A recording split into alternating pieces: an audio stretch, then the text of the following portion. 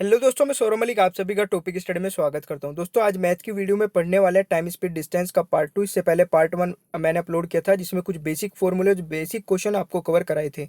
अगर आपने नहीं देखोगे तो लिंक यहाँ पे मिल जाएगा, उसको देख लीजिएगा। टाइमिंग मैं आपको बता देता हूँ। मैथ की टाइमिंग 2 से 3 है, रीजनिंग की 9 से 10 है और जीके का लाइव टेस्ट चलता है डेली रात को 11 बजे। अगर आप चाहते हैं इन सभी वीडियोस का नोटिफिकेशन लेना तो नीचे आपको एक रेड कलर का बटन दिखाई दे रहा होगा सब्सक्राइब का, इसको दबा करके चैनल के साथ में जुड़ जाइए और बेल आइकन को कर लीजिए ऑन, ताकि जब भी मैं वीडियो अपलोड करूँ उसका नोटिफिकेशन आपके पास पहुंच जाए। और देखिए दोस्तों, मैं अनअकैडमी की लर्निंग ऐप पे पढ़ाता हूँ। यहाँ पे मैंने बहुत सारी मैथ की वीडियो अपलोड की। अगर आपको वीडियोस देखनी है अनअकैडमी का लर्निंग ऐप डाउनलोड करके वहाँ पे सौरभ मलिक सर्च करके आप मुझे फॉलो कर सकते हैं और उन सभी वीडियोज़ को देख सकते हैं।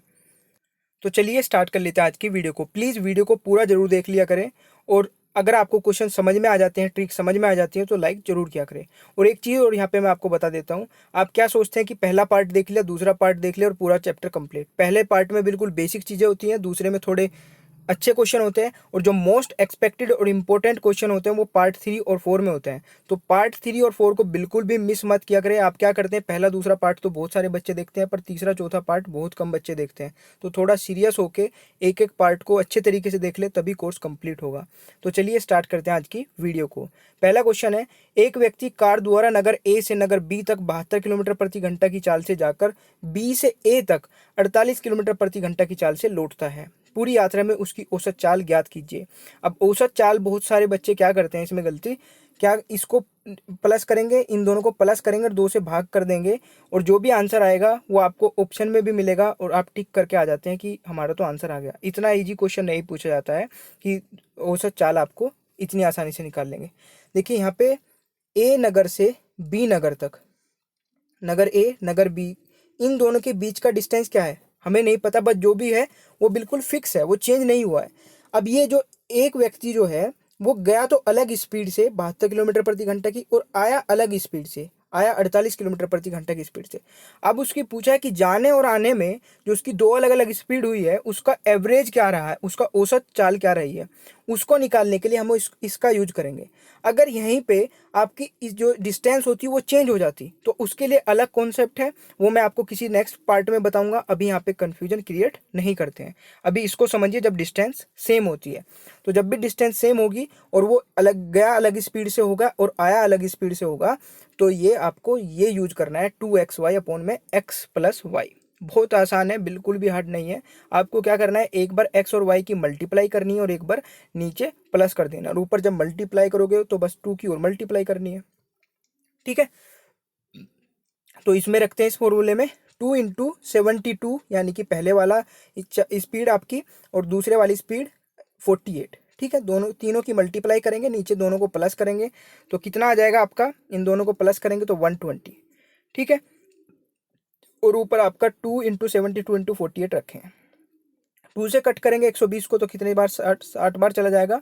फिर 60 को जाएगा, 60 को 2 से कट करेंगे और इसको करेंगे 2 से कट तो कितना हो जाएगा 30 और ये हो जाएगा 24। फिर कट करेंगे इसको 3 से तो 10 हो जाएगा। ठीक है, फिर इसको 2 से कट करेंगे 5 और इसको 2 से करेंगे 4, तो आपका ये हो जाएगा यहाँ पे 72 और 4 बच गया और नीचे क्या बच गया 5। तो इसकी मल्टीप्लाई करके 5 से डिवाइड कर देंगे, जो भी आएगा वो आपकी औसत चाल आ जाएगी, एवरेज स्पीड आ जाएगी। ठीक है, इनकी मल्टीप्लाई करेंगे 288 डिवाइड बाई 5 तो 57.6 किलोमीटर पर आवर की आ गई चाल। तो आशा करता हूँ कि ये वाला क्वेश्चन आपकी समझ में आ गया होगा। अच्छा क्वेश्चन है, इस टाइप के क्वेश्चन आपके जरूर एग्जाम में पूछे जाते हैं। एक भी क्वेश्चन एक्स्ट्रा नहीं लेके आता हूँ, जितने इंपॉर्टेंट होते हैं जो भी एग्जाम में आ सकते हैं वही क्वेश्चन आपको कवर करा रहा हूँ। क्वेश्चन नंबर 2 है, एक विद्यार्थी अपने घर से विद्यालय तक एक नियत समय पर जाता है। यदि वह 5 किलोमीटर प्रति घंटा की चाल से चले तो 7 मिनट देरी से विद्यालय पहुंचता है। परंतु यदि वह 6 किलोमीटर प्रति घंटा की चाल से चले तो नियत समय से 5 मिनट पहले विद्यालय पहुंच जाता है। उनके घर से विद्यालय की दूरी कितनी है? ये मोस्ट इंपॉर्टेंट क्वेश्चन है, लगा लीजिएगा, इसको लिख लीजिएगा अपने नोट वोट, अगर आप बना रहे होंगे तो वहाँ पे लिख लीजिएगा। देखिए इसके 3-4 टाइप के क्वेश्चन बनते हैं, वो मैं एक एक करके आपको अलग अलग पार्ट में बताता रहूँगा। ये पहला टाइप है तो ये इस पार्ट में हम कवर कर लेते हैं। इसमें हमें क्या ये ट्रिक यूज करनी है, अगर आप चाहते हैं किसी दूसरे मेथड से तो कर लेना, बट एक बार इस ट्रिक को देख लीजिए। अगर आपको अच्छी लगे तो लाइक कर दीजिएगा और मुझे बताइएगा कमेंट बॉक्स में कि हाँ ये ट्रिक सही थी। तो इस टाइप के क्वेश्चन को कवर करने के लिए हमें क्या करना है, डिस्टेंस आपको निकालनी है कि उसके घर से विद्यालय की दूरी कितनी है। भाई वो एक बार क्या करते हैं, थोड़ा समझते हैं पहले। एक विद्यार्थी है जो अपने घर से विद्यालय जाता है, ठीक है, और उस वो जब 5 किलोमीटर प्रति घंटा की चाल से जाता है तो वो 7 मिनट से लेट हो जाता है। जब 5 से जाता है तो वो 7 मिनट से लेट होता है। बट जब वो अपनी चाल बढ़ा के 6 किलोमीटर कर देता है, 5 की जगह वो 6 कर देता है, अब वो 5 मिनट पहले पहुंच जाता है। तो पूछा है कि उसके घर से विद्यालय की दूरी कितनी है, ठीक है।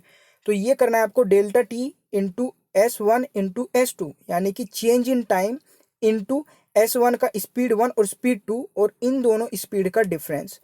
चेंज इन टाइम के बारे में थोड़ा सा समझते हैं क्या है। चेंज इन टाइम है आपका, देखिए चेंज इन टाइम आपका 3 तरीके से निकल सकता है। अब मैं वो 3 टाइप के क्वेश्चन अलग अलग वीडियो में कवर कराने वाला हूँ।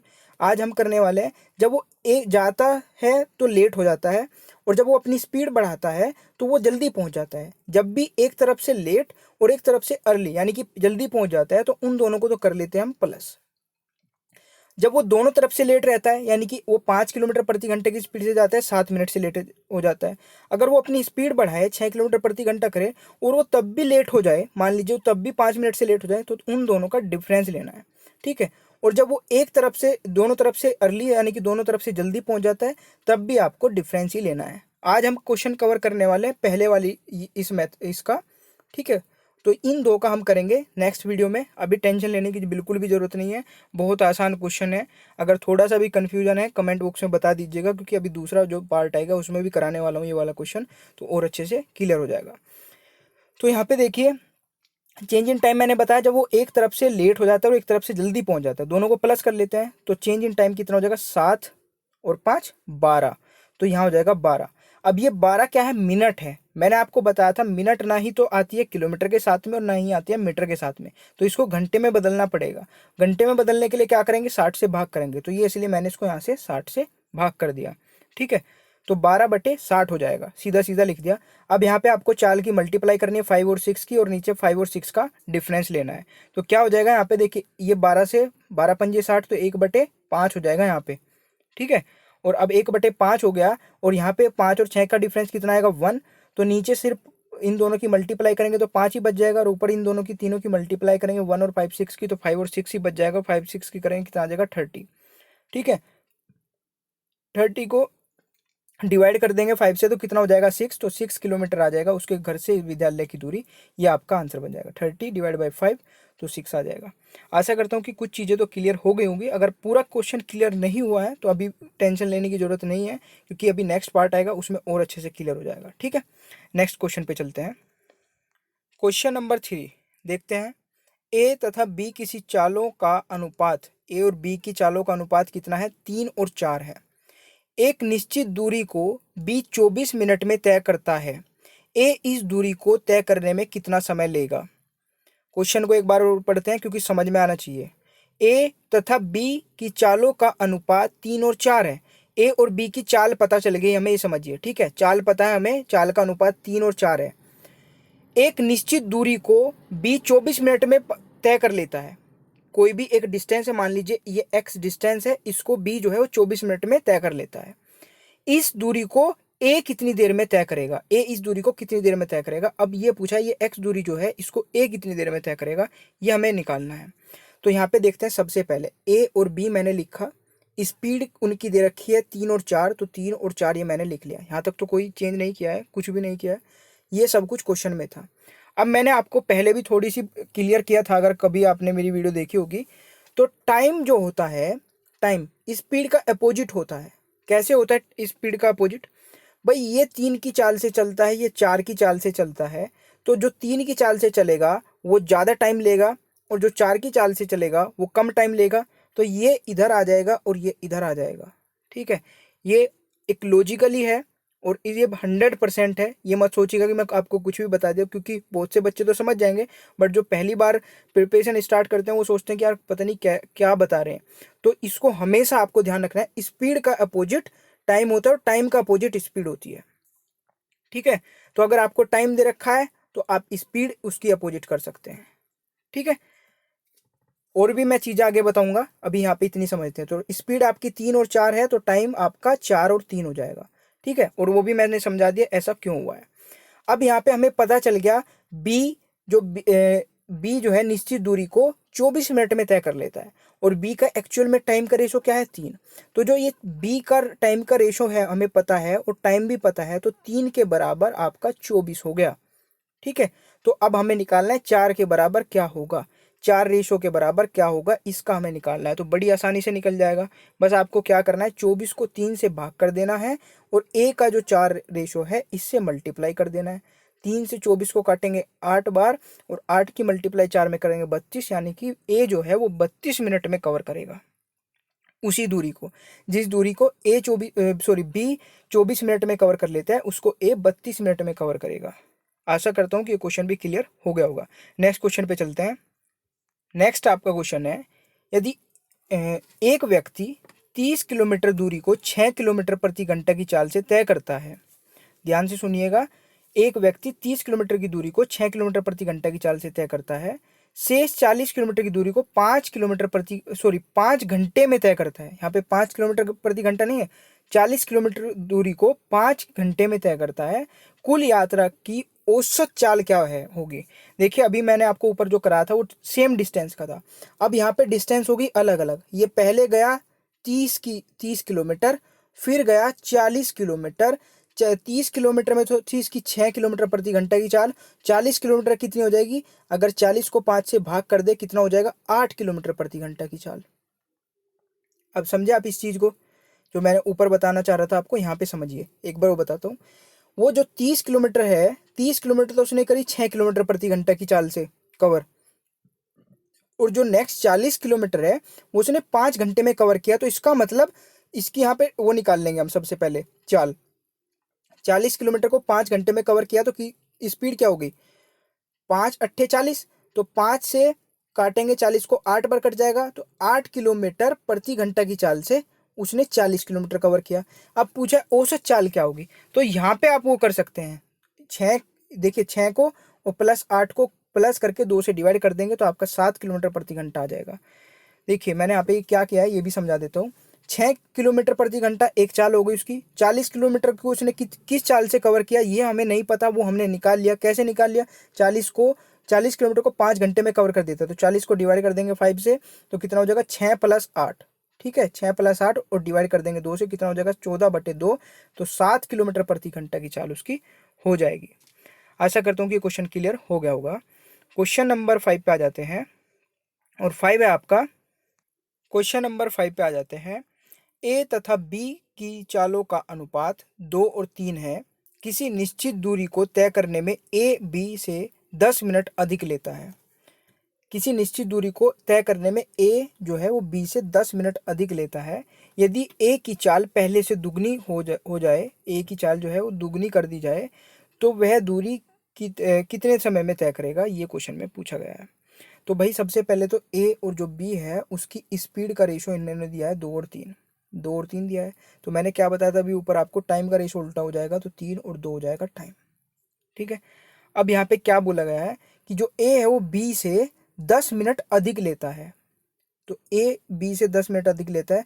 ए बी से रेशो में कितना अधिक ले रहा है, 1 अधिक ले रहा है टाइम में। ए जो है वो बी से 1 टाइम ज़्यादा लेता है, बट एक्चुअल में क्वेश्चन में दिया गया है 10 मिनट, तो 1 बराबर 10 मिनट हो जाएगी। अगर 1 बराबर 10 मिनट है तो 3 बराबर कितना हो जाएगा भाई, ए बराबर 10 मिनट है तो 3 बराबर हो जाएगा आपका 30 मिनट। ठीक है, अब ये 30 मिनट लेता है जब ये पहले, मतलब जब पहली उसकी चाल थी, जब वो 2 की चाल से चलता था वो 30 मिनट लेता था।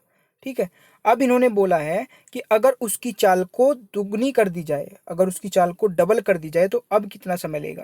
भाई जब उसकी चाल वो दुगनी कर दी जाए तो अब तो 30 मिनट लेता है, जब दुगनी कर दी जाएगी तो वो आधा टाइम लेगा। ऑब्वियसली बात है ना, जब वो 30 मिनट लेता है और उसकी चाल को डबल कर दिया जाए तो वो आधा टाइम लेगा। तो बस 30 को आपको 2 से भाग कर देना है, तो 15 मिनट आपका आंसर आ जाएगा। चाल दुगनी होने के बाद, चाल जब तक दुगनी नहीं हुई थी वो 30 मिनट लेता था, और जब उसकी चाल को दुगनी कर दिया जाएगा, ठीक है, तो वो 15 मिनट लेनी स्टार्ट कर देगा। ये आपका आंसर हो जाएगा 15 मिनट। आशा करता हूँ कि बहुत आसानी से ये क्वेश्चन आपको समझ में आ रहे होंगे। ठीक है, नेक्स्ट क्वेश्चन पे चलते हैं। लास्ट क्वेश्चन है आज की वीडियो का और मोस्ट इंपॉर्टेंट है, ये भी ध्यान से समझिएगा। अपनी वास्तविक चाल की 3/4 चाल से चलकर एक व्यक्ति अपने गंतव्य स्थान पर नियत समय से 20 मिनट देरी से पहुंचता है। इस दूरी को वास्तविक चाल से तय करने में कितना समय लगेगा। भाई एक आदमी जो है वो अपनी चाल का 3/4 चल के अब जो जिस स्थान पे वो जाता है वो 20 मिनट से देरी से पहुंचता है। तो अपनी चाल का 3/4 का मतलब क्या समझे आप। उसकी चाल पहले 4 थी, रेशो में, मैं रेशो के अकॉर्डिंग करा रहा हूँ ये सारे क्वेश्चन आपको। उसकी चाल पहले 4 थी, अब 3 की चाल से वो गया तो वो 20 मिनट से लेट पहुंचा है। ठीक है, तो 20 मिनट की देरी कब आई उसकी, जब उसकी चाल घट गई 1 से। ठीक है, ये पहले अब की चाल हो गई उसकी और ये पहले की चाल है। ये अब की चाल हो गई, ये पहले चाल वो 4 से जाता था, अब 3 से गया तो वो 20 मिनट लेट पहुंचा है क्योंकि उसकी चाल घट गई। मैंने अभी आपको बताया था जब इनका रेशो, चाल का हमें रेशो मिल गया 4 और 3, अब इसका टाइम का रेशो क्या हो जाएगा, 4 और 3 हो जाएगा। भाई ये हो गया आपका, अगर ये 4 की चाल से जाएगा, ठीक है, तो ये 3 टाइम लेगा, और ये 3 की चाल से जाएगा तो 4 टाइम लेगा। तो 4 का जो इनका रेशो है वो देखिए, मैंने आपको यहाँ पे नीचे भी समझाने की कोशिश की है। स्पीड का रेशो 3 और 4 का हो गया। पहले उसकी चाल ये थी, अब ये हो गई है। अब उसका टाइम क्या हो गया, पहले वो टाइम 3 लेता था, अब उसने 4 लेना स्टार्ट कर दिया, यानी कि इसका उल्टा कर दिया। ठीक है, यहाँ तक समझ गए ना आप। तो बस अब आपको कुछ नहीं करना है, इन दोनों के बीच का डिफरेंस हमें दे दिया गया कितना, 20 मिनट है।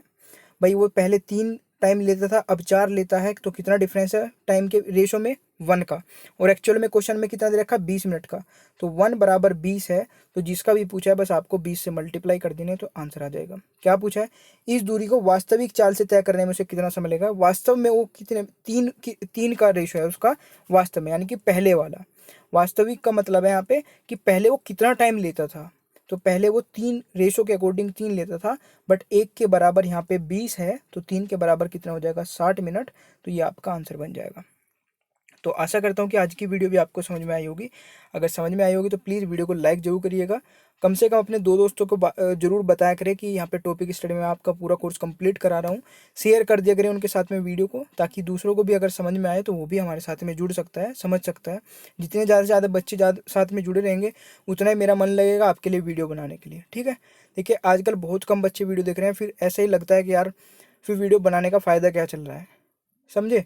तो आप थोड़ा सा और कोऑपरेट करिए, ज़्यादा से ज़्यादा बच्चों तक बातों को पहुंचाया करें, अपने दोस्तों के साथ में शेयर किया करें कि मैं यहाँ पे टॉपिक स्टडी से ये चीज़ पढ़ रहा हूँ, मुझे अच्छी लगी तो तू भी देख, एक बार पढ़ के आपको भी अच्छी लगी, क्या पता दूसरों को भी का भी फायदा हो जाएगा। ठीक है, तो चलिए फिर नेक्स्ट वीडियो मिलते हैं। अगर प्लेलिस्ट नीचे चेक कर लिया करें, अगर आपको पहली वीडियो देखनी है तो नीचे प्लेलिस्ट चेक कर लिया करें, प्लेलिस्ट नीचे है आप डिस्क्रिप्शन बॉक्स में। ठीक है, और वीडियो को देखने के लिए बहुत बहुत धन्यवाद। आपका दिन शुभ हो।